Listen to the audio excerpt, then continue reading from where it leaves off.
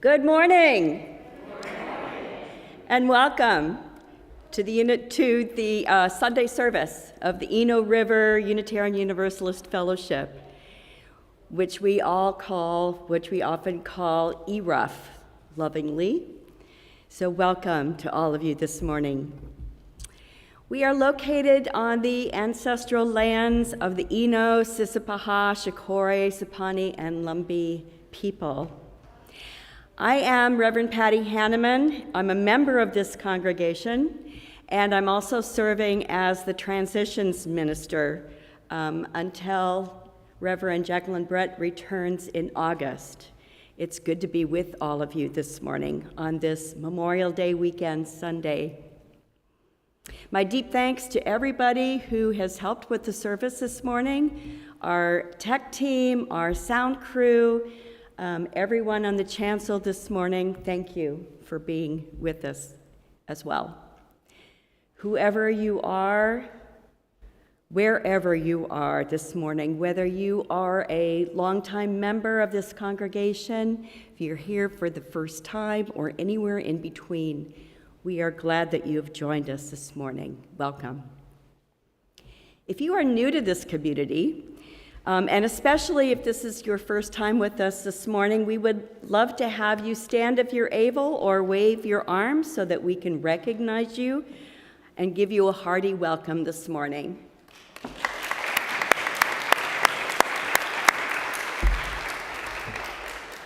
Thank you.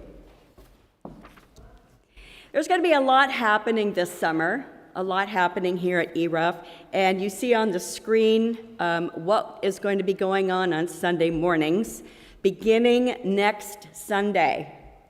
Next Sunday is the first Sunday in June, and we are changing the time of our worship services to 10 a.m. Our spiritual odysseys will begin at 9, worship at 10. The children are going to be with us during the worship services for the first few minutes, 15 minutes or so, and then they will be excused to their classrooms. This is also new. This morning, we're inviting them to stay in the service for the entire service, but starting next week, there will be children's programming during the service after the first 15 minutes. Inquiries class for those who want to know more about who we are and what we do begins at 11:15, and our other adult programming will begin at 11:30. That all begins next Sunday. So let us take a moment now before our worship begins to center ourselves, taking a couple of deep breaths, breathing in the energy of this beloved community, and breathing out any concerns that might be keeping us from being fully present with one another this morning. Taking another deep breath in and out.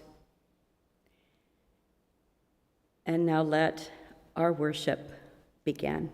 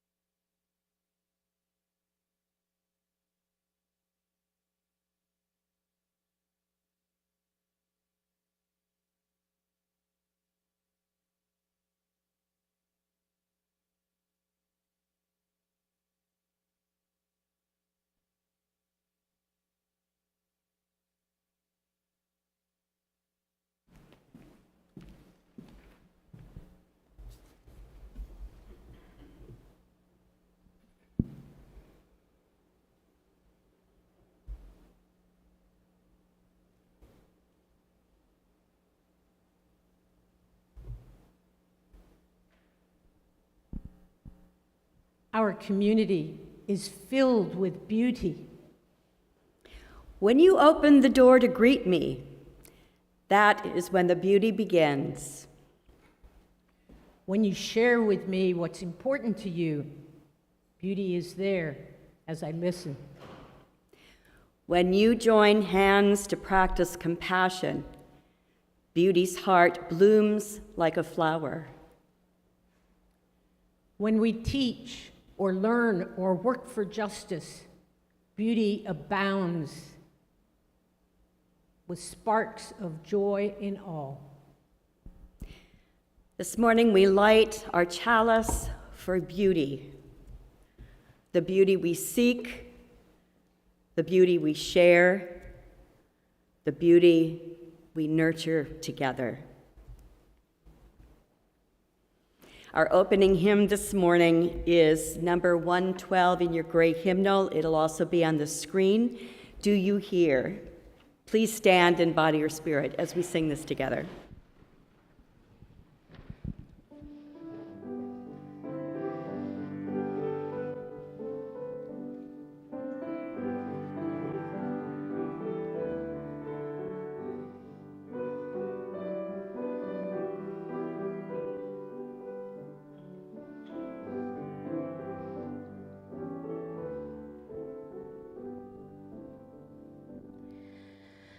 Do you hear, oh my friend, in the place where you stand, through the sky, through the land? Do you hear, in the heights on the plain, in the vale on the main, in the sun, in the rain? Do you hear, do you hear? Through the roar, through the rush, through the throng, through the crush, do you cry on the hush of your soul, of your soul? Hear the cry, fear won't still, hear the heart's call to will, hear a sigh, startling trill, in your soul, in your soul. From the place where you stand to the outermost strand, do you hear, oh my friend? Do you hear, do you hear? All the dreams, all the dares, all the sighs, all the prayers, they are yours, mine and theirs. Do you hear, do you hear? Before you sit down, please take a moment to turn around and greet your neighbors this morning.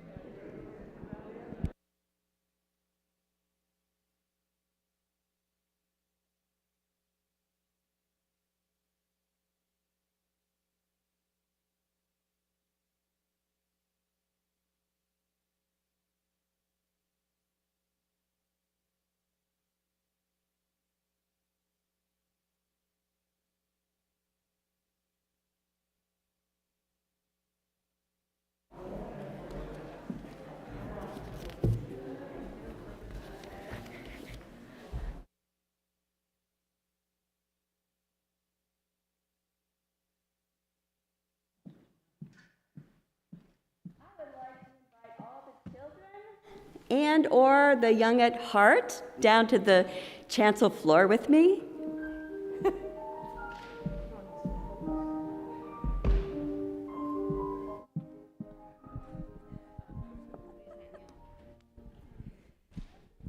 Come on down. Kate's gonna come.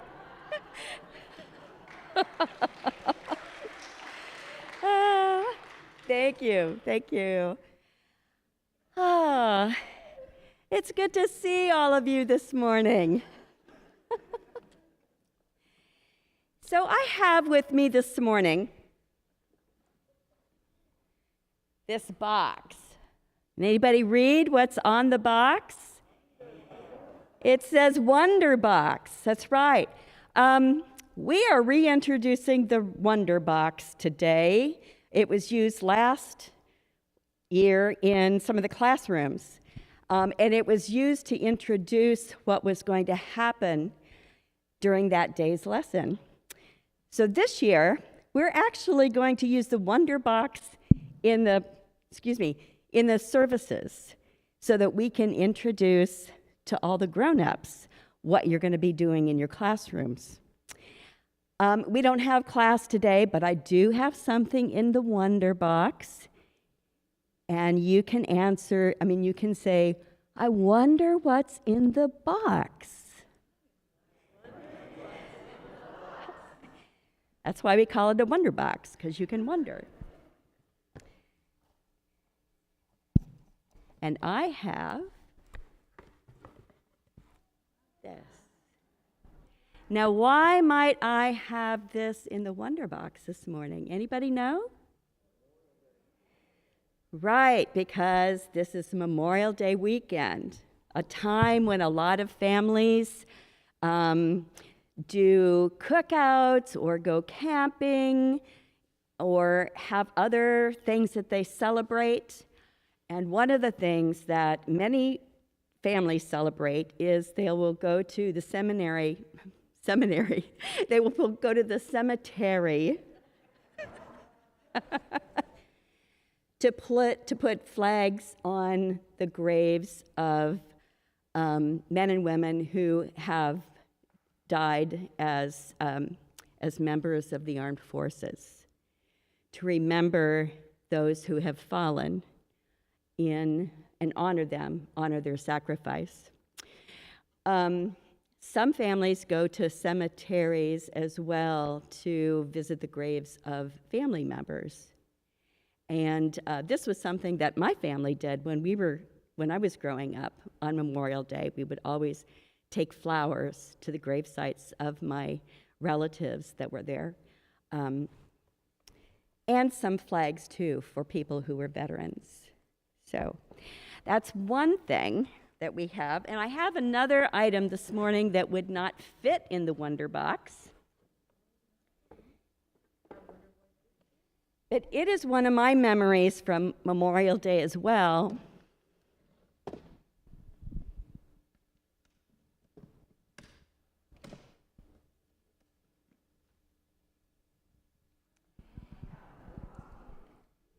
It's my trumpet.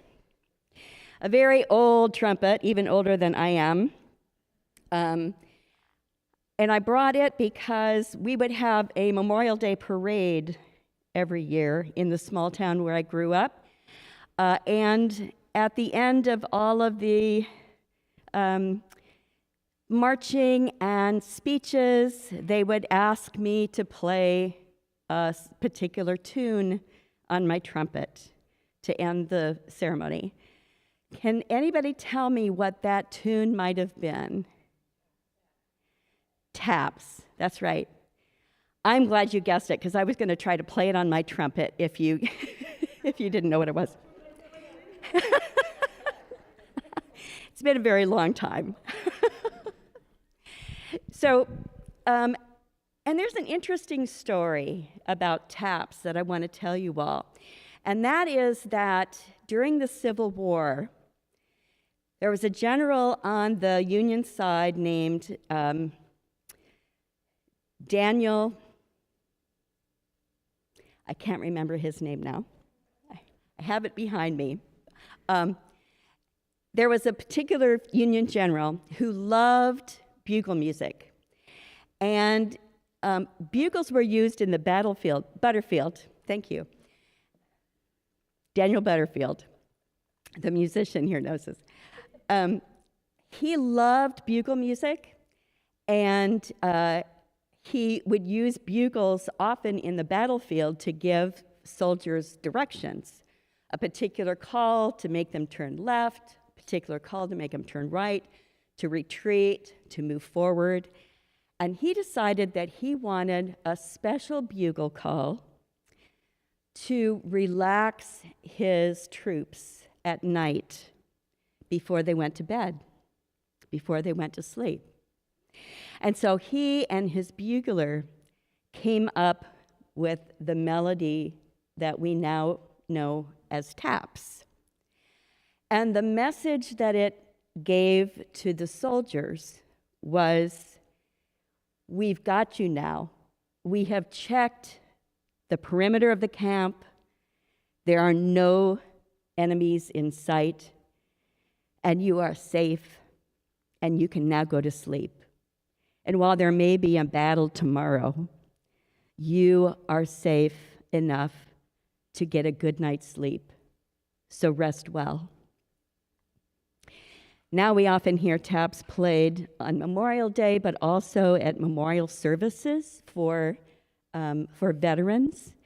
And it has the same message: sleep well, go in peace.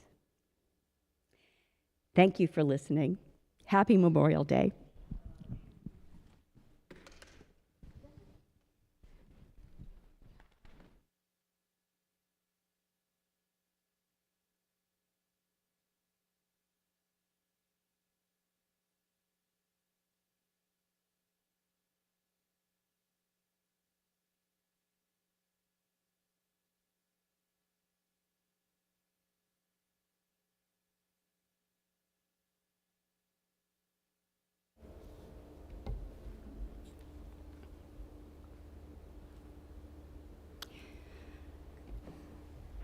First Lieutenant Johnny Cross carried letters from a girl named Martha, a junior at Mount Sebastian College in New Jersey.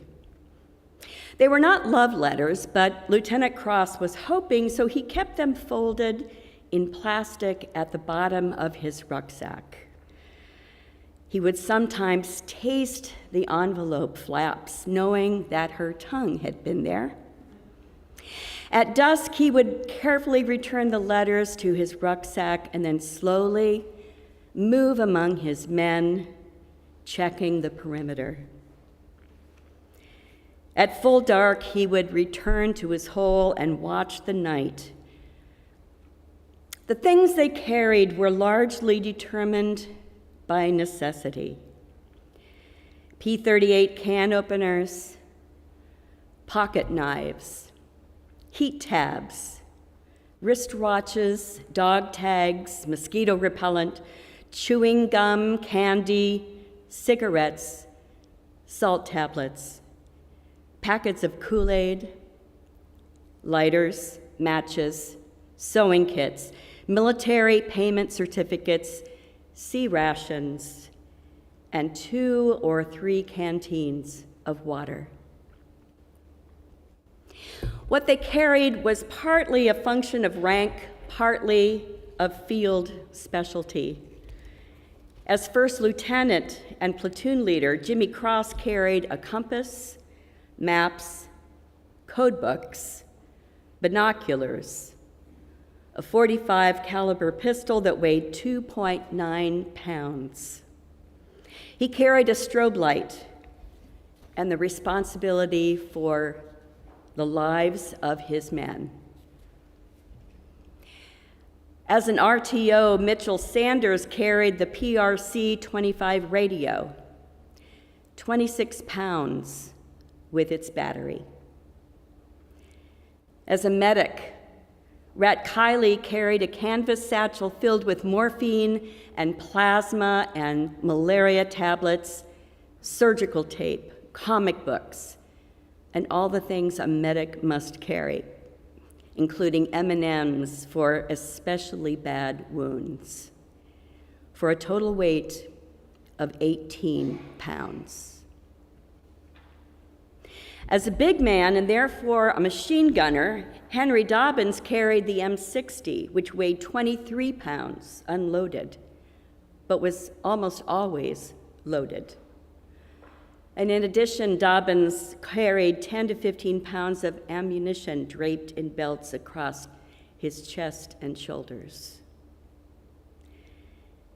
As PFCs or Spec 4s, most of them were common grunts, and they carried standard M16 gas-operated rifles. The weapon weighed 15 pounds loaded.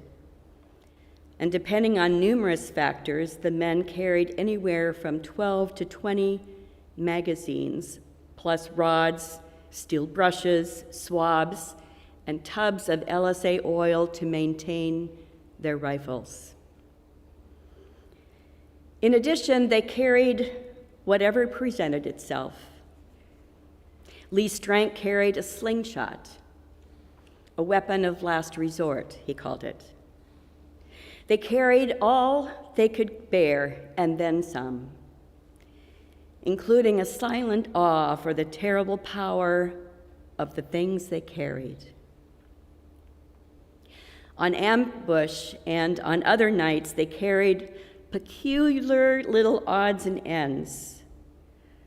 Kiowa carried his New Testament and a pair of moccasins for silence. Dave Jenkins carried night sight vitamins high in carotene.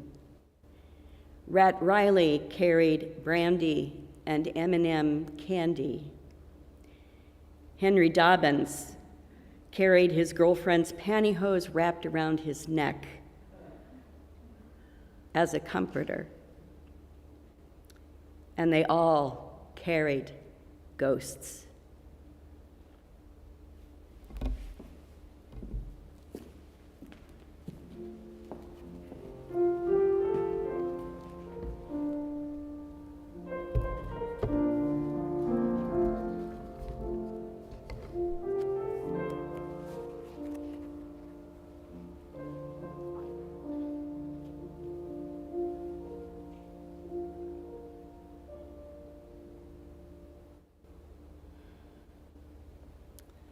Please join me in the spirit of prayer as I share these words by Kendall Gibbons. Let us hold lovingly in our thoughts all the people of the earth, those who are consumed by mutual hatred and bitterness, those who make bloody war upon their neighbors, those who oppress their brothers and sisters with any form of tyranny, and all who suffer in subjection, cruelty, and injustice. Let us recognize our solidarity with all the outcast, with the downtrodden, the abused, the deprived, and our common humanity with all who bear the responsibilities of leadership and power. Let us remember humanity's ancient and universal dream of peace. That we live together in harmony, no one exploiting the weak, no one hating the strong, each of us working out our own destiny, self-respecting and unafraid. May we seek to be worthy of freedom, free from institutional wrong, free from individual oppression and contempt, pure of heart and hand, despising none, defrauding none, giving to all people in all encounters of life the honor due to those who, like us, are children of the earth's great love. Today, we hold ever so tenderly in our hearts the families of those killed Tuesday at Robb Elementary School, as well as the entire Uvalde, Texas community. This tragedy, another senseless, targeted act of violence, this, even while our hearts still ache from the tragedy 2 weeks ago in Buffalo, New York.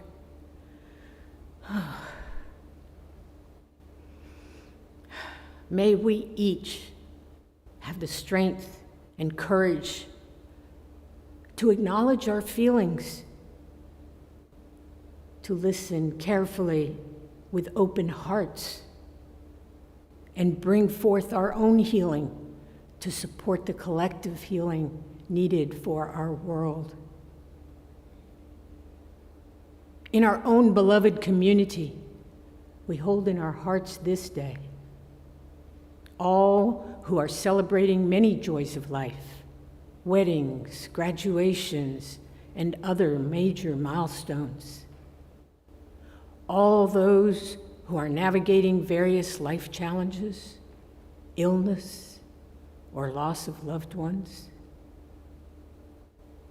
We lift up our transition teams of staff and lay members. May they guide our community with wisdom and with care during this time of ERUF's transition. May we gather all these concerns along with our own unspoken prayers and join our hearts together for a time of silence.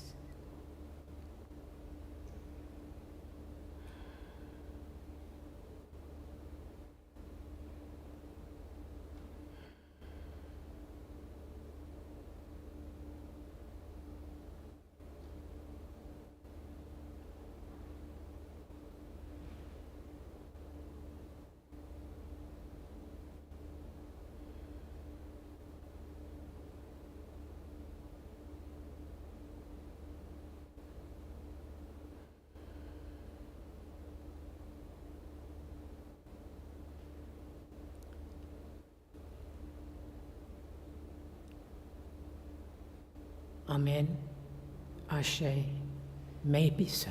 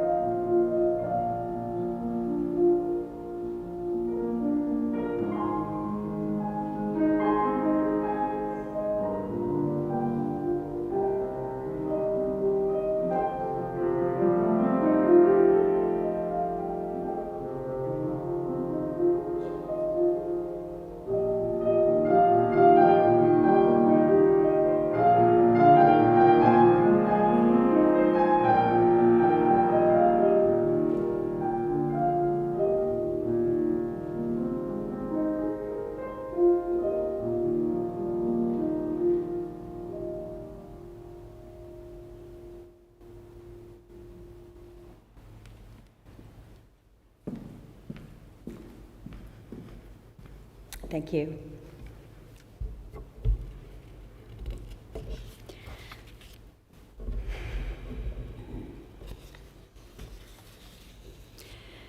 Sometimes we wake in the morning with a heaviness in our chest.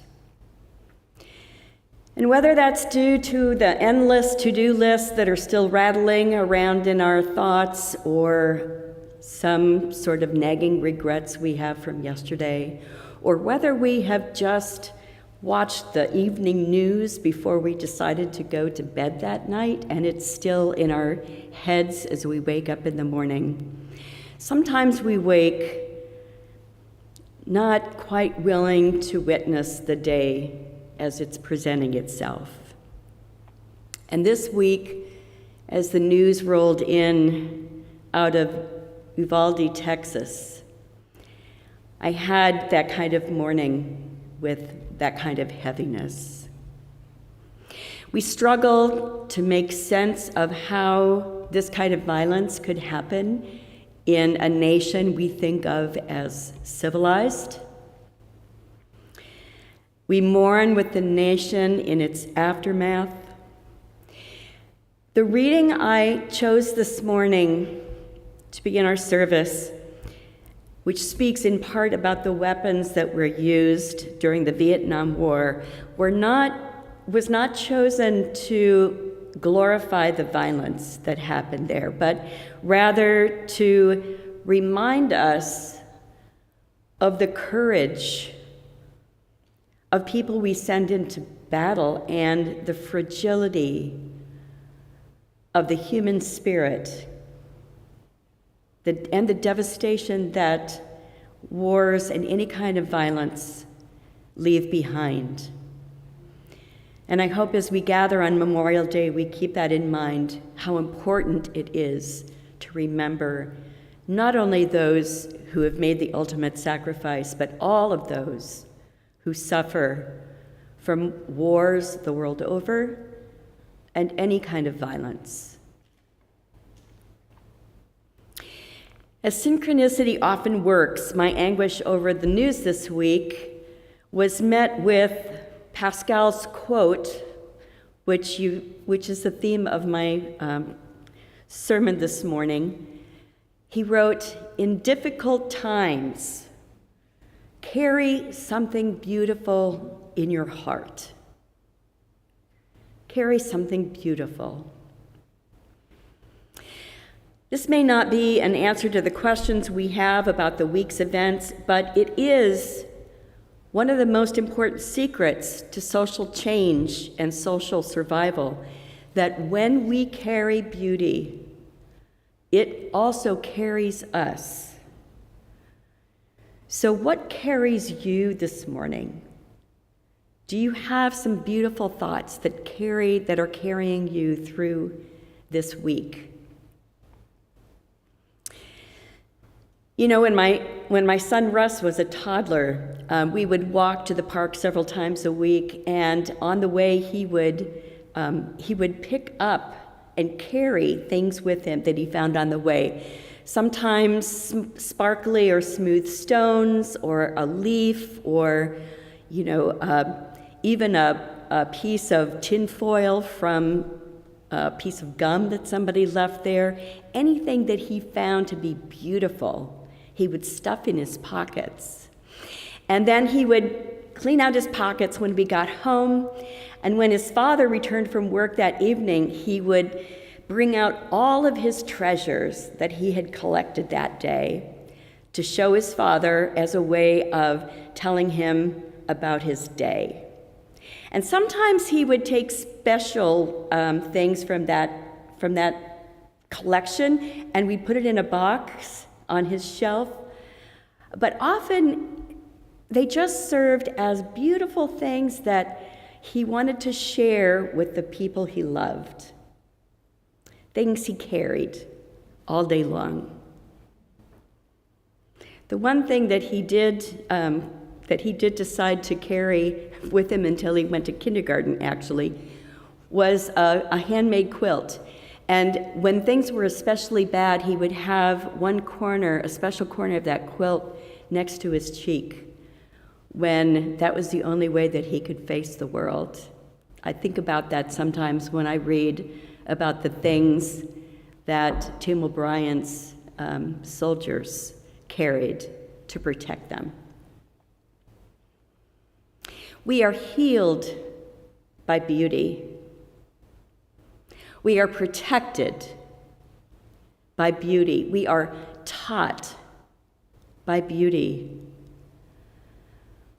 But what is it we find to be beautiful in our lives?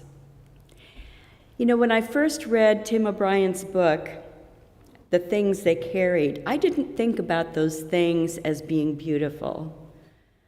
I thought of them being heavy. I read those pages and felt weighed down with all of the things they had to carry with them, all that was necessary as they walked through the jungles. But now I can see those things as beautiful because I recognize that when something is necessary and it's there when we need it, it can be very beautiful. There is beauty in carrying what makes you feel safe and whole in difficult times. In his poem on beauty, Khalil Gibran reminds us that beauty is often in the eyes of the beholder, so that the aggrieved see beauty in a soft-spoken, kind voice, whereas the restless experience beauty as shouting among mountains. The night watchman sees beauty in the sunrise, whereas the day laborer recognizes beauty in the sunset.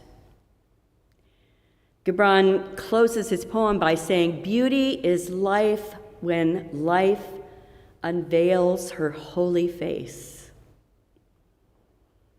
We, each one of us, is that life. We, each one of us, is that holy face. Each one of us is a mirror through which beauty expresses herself. So what we find to be beautiful and the ways in which we express that beauty depend often on our personal experience, the situations we find ourselves in, and our cultural biases. I read a book recently by Crispin Sartwell called 6 Names of Beauty, where she describes 6 different cultural perspectives of beauty that I thought I wanted to mention this morning just briefly to expand our ideas about what beauty means a little bit. She says that the English word beautiful often refers to a thing of longing, something that is just beyond our reach. You have to wonder how this definition of beauty keeps us grasping. On the other hand, the Hebrew word for beauty, yofa, refers to something that glows or blooms, something that excites our sense of sight. In Sanskrit, the word sundara means holiness, and it links the idea of beauty to the divine encounter. And the Greek phrase teklon refers to the perfection of an idea, whether it's a mathematical formula, a philosophical theory, or a sense of justice. The Japanese term wabi-sabi refers to the aesthetic of imperfection and humility. So the beauty of a single branch of autumn leaves in a vase versus a dozen roses, or the contours of a wrinkled face in contrast to a young model's. The Navajo word hoso refers to health and harmony, the world as a place of flourishing, and in traditional Navajo culture, the art of creating something that is both beautiful and useful to one's community is central to the concept of what they find to be beautiful. So beauty has many names and many interpretations, and the point is not to nail it down, but to expand into it as we think about what it is we want to hold in our hearts. Each one of these definitions has something important to offer us, but all of them hold a cross-cultural truth that as human beings we are connected to our environments and to one another in very profound and extraordinary ways. In difficult times, carry something beautiful in your heart. This morning, many of you, some of you, may be wondering if we are experiencing difficult times here at ERUF now that the Reverend Deb Care's ministry has ended. Times of transition are inherently difficult. Change is difficult, even when there are elements of the changes that you are looking forward to, like Reverend Brett's ministry when she returns in August. So I ask each of you this morning, what is a thing of beauty about Reverend Care's ministry that you carry with you in your hearts? When I first came through the door of the Eno River UU Fellowship, not these doors, but the doors to what's now the Fellowship Hall, a long time ago, the Reverends Arvid Straube and Jenny Knoop were the ministers here. So that'll tell you, some of you, how long ago that was. At the time, I was going through a very, very dark place in my life, and the ministers here and the members provided a sanctuary for me, a safe place for me to begin to put myself back together again. And that powerful experience and the recognition of how community life can help heal a person's soul is something beautiful that I carry with me all the time. And one of the main reasons why it's so good to be back here with you again after so many years where various ministries have taken me elsewhere. I've not been a member here through most of Reverend Care's ministry, but I have watched from afar as her leadership helped this community become kinder, more respectful, more diverse and inclusive, and more mission-focused. And while some of you may feel that with her leaving, some of the heart and soul of this community has left the building, I'm here to tell you that the heart and soul of this place dwells among you, because you are keeping those beautiful things in your hearts, even in the midst of difficult times. You carry all of that into the future with us. So whatever we are wrestling with, whether it is creating brave space with one another when we share our truth and we wrestle with ideas, or whether we are creating safe space for those who are hurting, our wrestling together when we have beauty in our hearts will result in a blessing.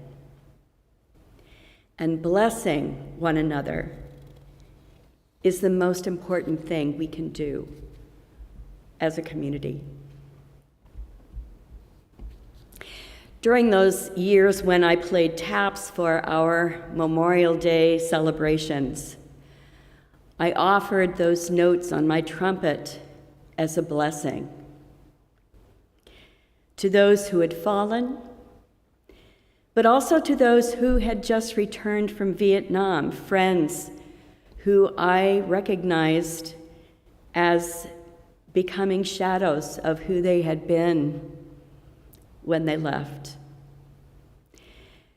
Our small community, this was in Swanville, Minnesota, population 223. Our small community was able to embrace them and offer sanctuary to them so they could begin to heal from the trauma they experienced, so they could begin to feel some peace of mind again. And today, those memories are all with me. Whether we support the causes and campaigns that our politicians that we elect send our people on, may their service and their sacrifices remind us all of the importance of communities to carry what is beautiful, to wrestle with what is critical, and to offer sanctuary for one another when it's needed. This is also the central message of the TAPs. We've got you. You are in a safe space. Let this melody carry you into the fullness of peace. So may it be for all of you this Memorial Day Sunday. Amen, Ashe, and blessed be. And now, one of the things that we do for this community to keep it strong and vibrant is to give of our monetary gifts.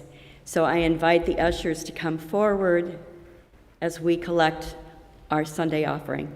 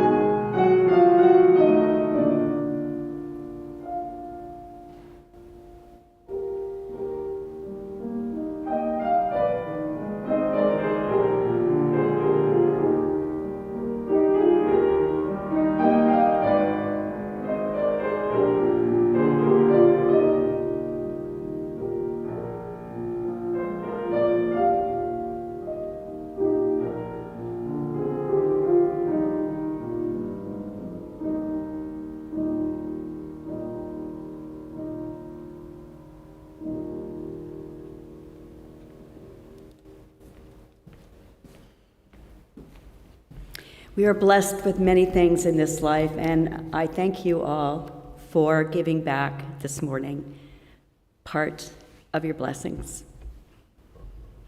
Our closing hymn this morning is "There is More Love Somewhere." I invite you to stand as you're able as we sing this together.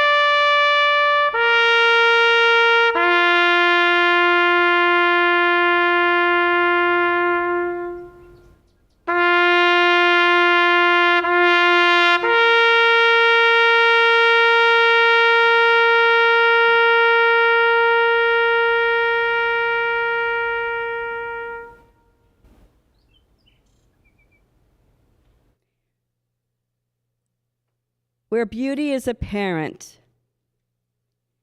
we are to enjoy it. Where there is beauty hidden, we are to unveil it. Where there is beauty defaced, we are to restore it.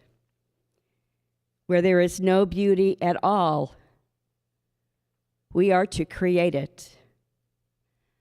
Go in peace, my friends.